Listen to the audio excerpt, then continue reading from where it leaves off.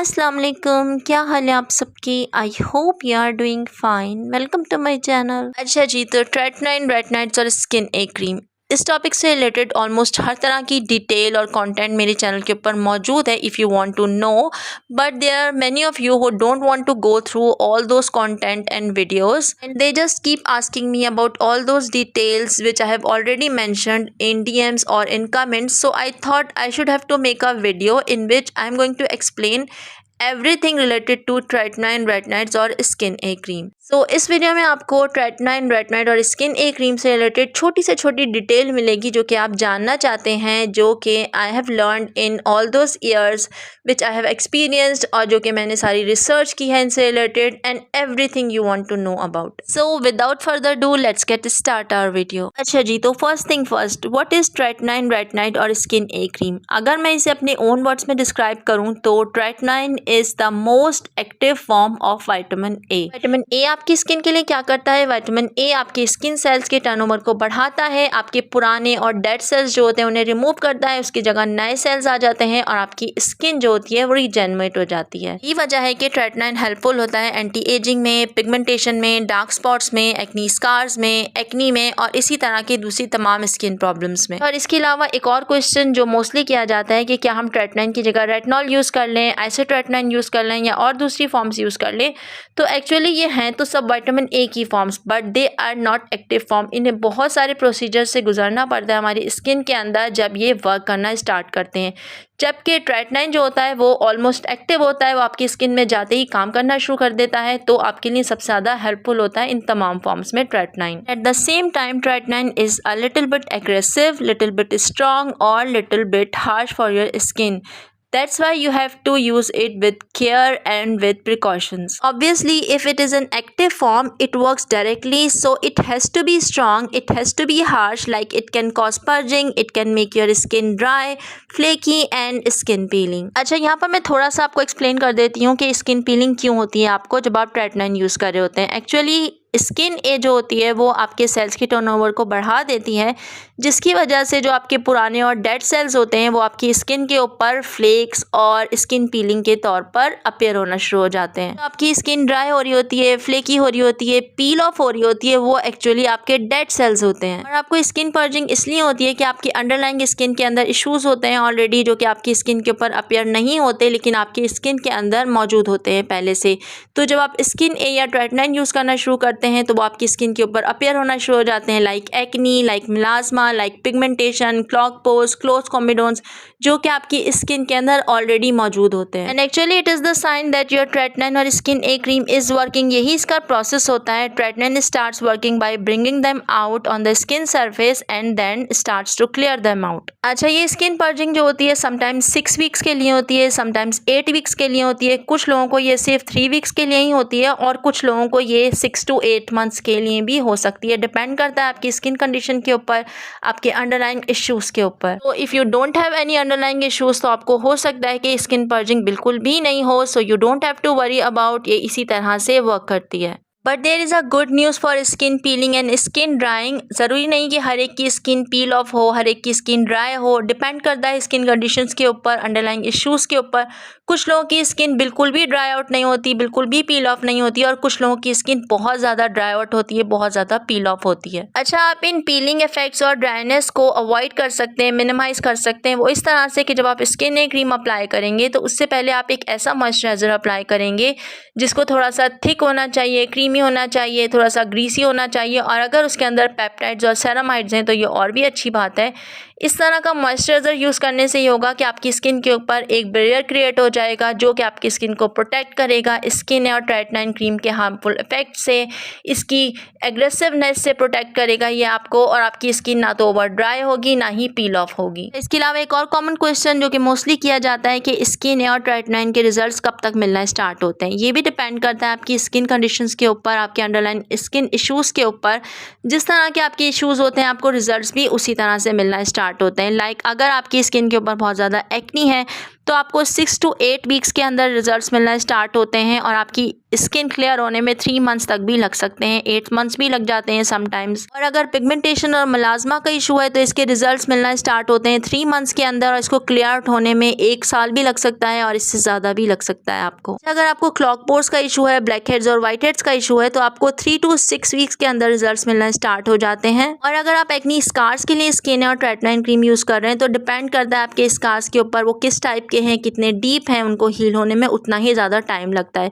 अच्छा, इसके रिजल्ट मिलना आपको 3 मंथ्स में स्टार्ट हो जाते हैं और आपको क्लियर आउट होने में 1 ईयर भी लग सकता है, 2 ईयर्स भी लग सकते हैं, डिपेंड करता है कि आपके स्कार्स कितने ज़्यादा डीप हैं। और स्किन टेक्सचर को इम्प्रूव करने में, अनइवन स्किन टोन को हील करने में, ब्राइटन अप करने में 3 to 4 मंथ्स लग सकते हैं, समटाइम्स 6 मंथ्स भी लग सकते हैं। अच्छा, आप बात कर लेते हैं उन प्रोडक्ट्स की जिन्हें आप स्किन और ट्रेटनाइन क्रीम के साथ यूज़ कर सकते हैं। सबसे पहले इसके अंदर आ जाता है बकूचिल सीरम। ये बहुत ज़्यादा बेनिफिशियल होता है स्किन और ट्रेटनाइन क्रीम के साथ, इसके इफेक्ट्स को ये बहुत ज़्यादा बढ़ा देता है। और इसके अलावा आपको जो स्किन ड्राइंग हो रही होती है उसको भी ये हील करने में बहुत ज़्यादा हेल्प करता है।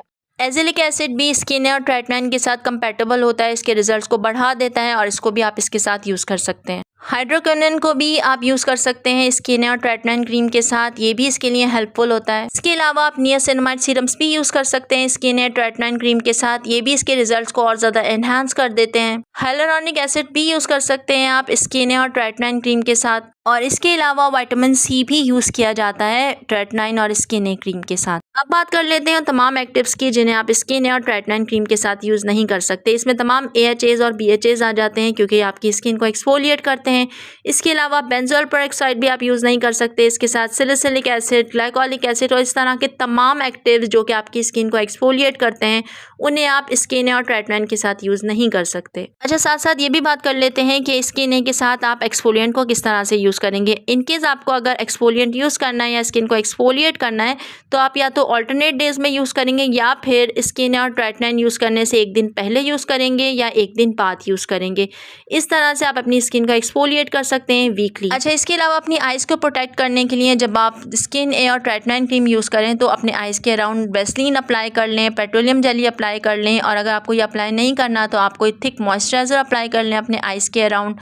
और इसके अलावा आप कोई भी आई सर्कल्स या डार्क सर्कल्स की क्रीम भी अप्लाई कर सकते हैं अपने आइज़ के अराउंड, अपनी आइज़ को प्रोटेक्ट करने के लिए। क्योंकि जब आप स्किन और ट्रेटनाइन क्रीम अप्लाई कर रहे होते हैं तो ये आपकी आइज़ के ऊपर थोड़ा सा इफेक्ट करती है, जिसकी वजह से आपकी आइज़ ड्राई हो सकती है, वाटरी हो सकते हैं, आपको डार्क सर्कल्स का इशू हो सकता है, और इसके अलावा आपको आई साइट का प्रॉब्लम भी हो सकता है। और इसके लिए आपको ये करना होता है कि सबसे पहले तो आप अपने आइज़ के अराउंड इसको बिल्कुल भी अप्लाई नहीं करते, जितना भी आपका बोन एरिया होता है बस वहीं तक इसको रखते हैं और सेंसिटिव एरिया के ऊपर अप्लाई नहीं करते। और जब आप अप्लाई कर रहे होते हैं तो अपने सेंसिटिव एरिया के ऊपर कोई भी इस तरह का जो भी मैंने एक्सप्लेन किया है वो अप्लाई कर लेते हैं, मॉइस्चराइज़र, वैसलीन, पेट्रोलियम जेली या फिर कोई भी आई क्रीम। अच्छा, इसके अलावा एक और question, how often you have to use skin और tretinoin cream for better results. अगर आप बिगनर है तो आप सबसे पहले 2 डेज़ अ वीक से इसको स्टार्ट करेंगे और इस तरह से इसको ग्रेजुअली इंक्रीज़ करते जाएंगे। हर 15 डेज़ के बाद आप 1 डे बढ़ा देंगे और इस तरह से 5 डेज़ अ वीक इसको कर देंगे। अच्छा, वैसे तो आप स्किन और ट्रेटनाइन क्रीम को होल वीक भी यूज़ कर सकते हैं, there is nothing bad about it. अगर आपकी स्किन यूज्ड टू हो गई है और आपने इसको ग्रेजुअली इंक्रीज़ किया है, लेकिन 5 डेज़ अ वीक भी बहुत होते हैं अगर आप इसके अच्छे रिजल्ट चाहते हैं तो। अच्छा, जब आपके तमाम प्रॉब्लम्स सॉल्व हो जाते हैं जिसके लिए आप स्किन और ट्रेटनाइन क्रीम यूज़ कर रहे होते हैं तो फिर आप इसको 2 और 3 डेज़ अ वीक ही यूज़ करेंगे, सिर्फ इससे ज़्यादा नहीं। ये मोर देन इनफ होता है आपकी स्किन मेंटेनेंस के लिए। इस तरह से आपकी स्किन ब्राइटन अप भी रहती है, आपकी स्किन हेल्दी भी रहती है और मेंटेन रहती है। अच्छा, अब बात कर लेते हैं हाउ टू यूज़ ट्रेटनाइन और skin A cream for better results and less side effects. Tretinoin और स्किन ए यूज़ करने के लिए सबसे पहले आपको अपना फेस वॉश करना है किसी भी माइल्ड फेस वॉश से।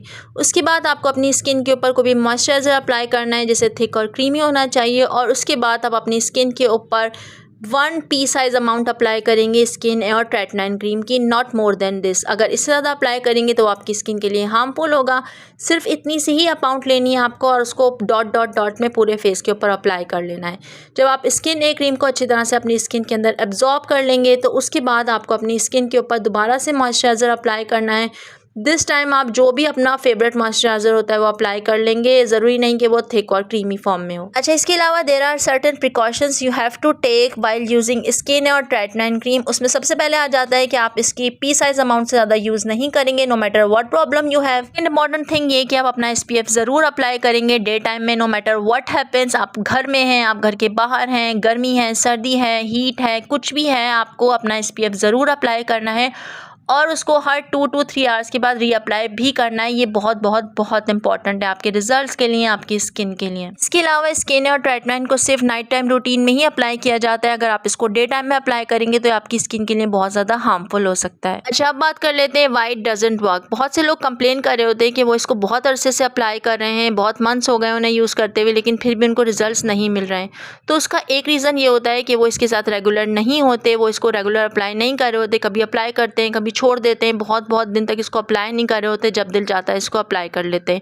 सो अगर आप इसके साथ रेगुलर नहीं होंगे तो भी आपको रिजल्ट इसके नहीं मिलते हैं। दूसरा ये कि आप इसकी बहुत ज़्यादा अमाउंट अप्लाई कर रहे होते हैं, पी साइज अमाउंट से ज़्यादा अप्लाई कर रहे होते हैं, तो बजाय इसके कि आपकी स्किन को बेनिफिट्स दे, आपकी स्किन को हार्म कर रही होती है और तब भी आपको रिजल्ट नहीं मिलते इसके। अच्छा, इसके रिजल्ट ना मिलने का एक और रीज़न ये भी होता है कि आप अपने SPF के साथ रेगुलर नहीं होते। कभी आप SPF अप्लाई कर लेते हैं, कभी आप नहीं अप्लाई करते, आप इसको रीअप्लाई नहीं करते। और दूसरा ये कि आप SPF की इनफ अमाउंट अप्लाई नहीं करते जो कि आपकी स्किन को प्रोटेक्ट कर सके सन और हीट की रेस से। इसके अलावा स्किन और ट्रीटमेंट के रिजल्ट्स आपको इसलिए भी नहीं मिलते कि आप इसके साथ बहुत सारे प्रोडक्ट्स यूज़ कर रहे होते हैं, बहुत सारे प्रोडक्ट्स होते हैं जो इसके रिजल्ट्स को मिनिमाइज़ कर देते हैं, ओवरकम कर देते हैं। या फिर ये कि आप स्किन और ट्रीटमेंट के साथ बहुत ज़्यादा हार्मफुल और केमिकल बेस्ड प्रोडक्ट्स यूज़ कर रहे होते हैं, जिसकी वजह से भी स्किन है आपकी स्किन के ऊपर वर्क नहीं कर रही होती। अच्छा, इसके अलावा एक और क्वेश्चन जो कि बहुत ज़्यादा किया जाता है कि स्किन और ट्रीटमेंट के साथ कंपैटिबल और सूटेबल फेस वॉशेस कौन से हैं। तो सिंपल के तमाम फेस वॉशेस इसके साथ कंपैटिबल भी हैं, सूटेबल भी हैं, क्योंकि ये बहुत ज़्यादा माइल्ड होते हैं।